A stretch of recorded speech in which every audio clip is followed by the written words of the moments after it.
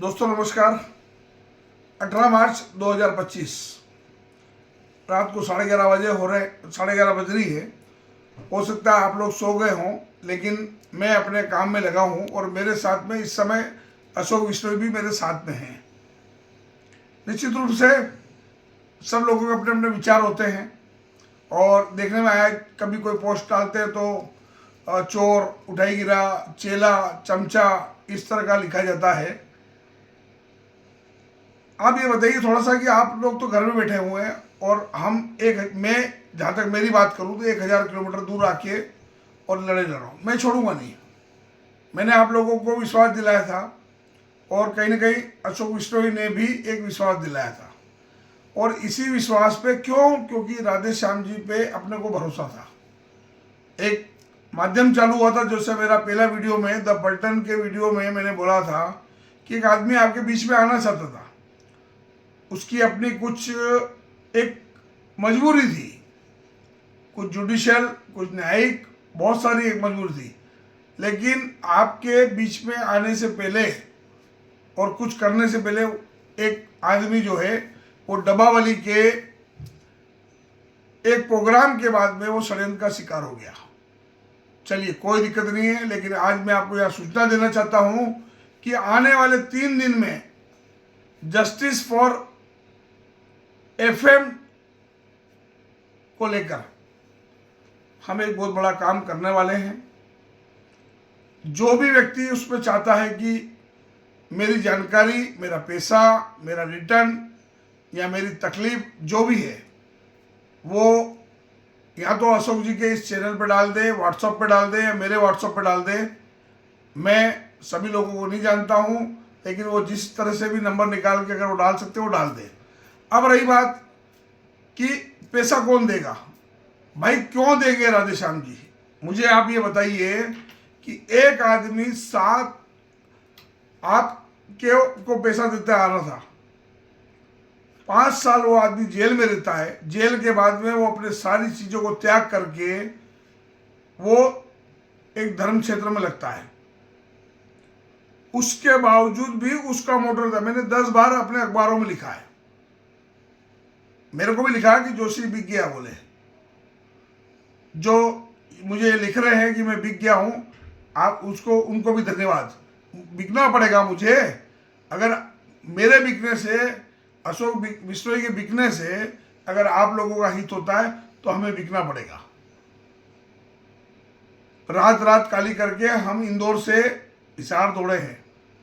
तो आज मैं आपको ये कहना चाहूंगा कि माध्यम बहुत है, बहुत सारी, क्या पैसा है।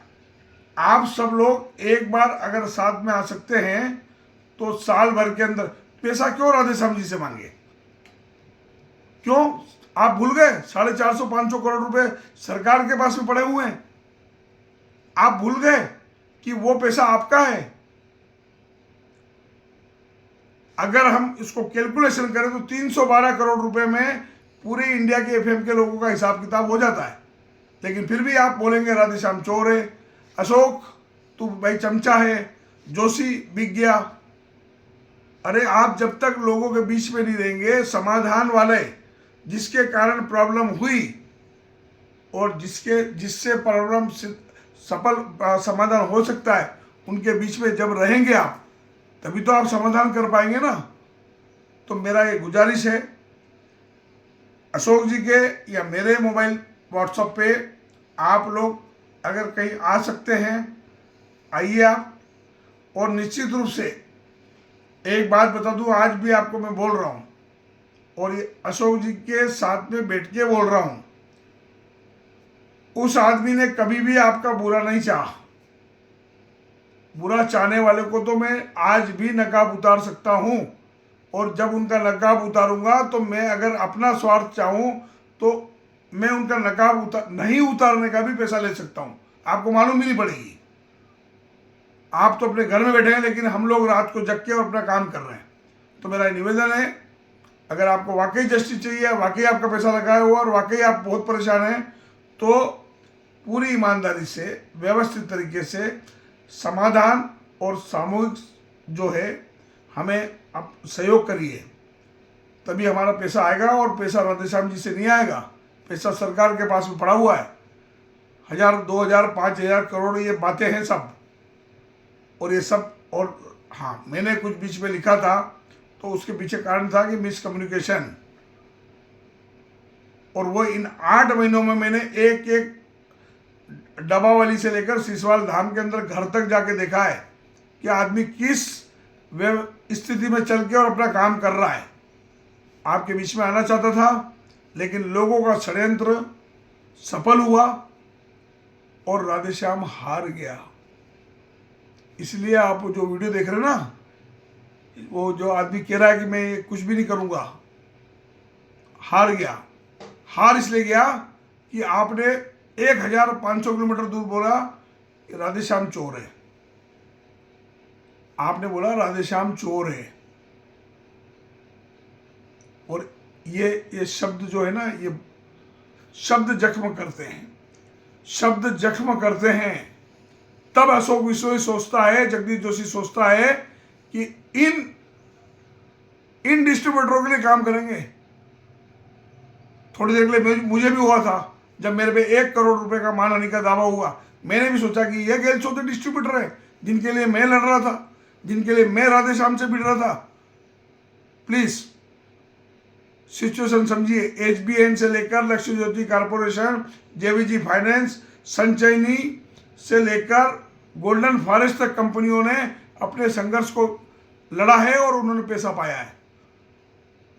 आपका दुर्भाग्य है क्योंकि आप एक ईमानदार आदमी को गाली बकते हुए और घर में बैठे बैठे आप गाली बक रहे हैं, लेकिन उससे ये नहीं पूछ रहे कि सब समाधान कैसे होगा। वो बोल बोल के थक गया, प्रयागराज में थक गया, डबावाली में थक गया, द पलटन में बोल के थक गया, और एक चैनल पे बोल के थक गया, लेकिन आप इशारा नहीं समझ पाए।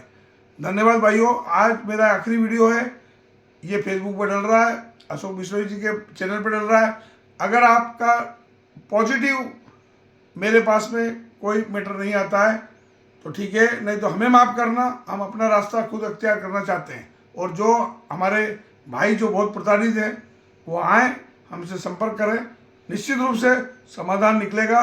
ये हम नहीं कह रहे हैं, ये राधेश्याम जी ने कल फतेहाबाद कोर्ट में बोला है। धन्यवाद।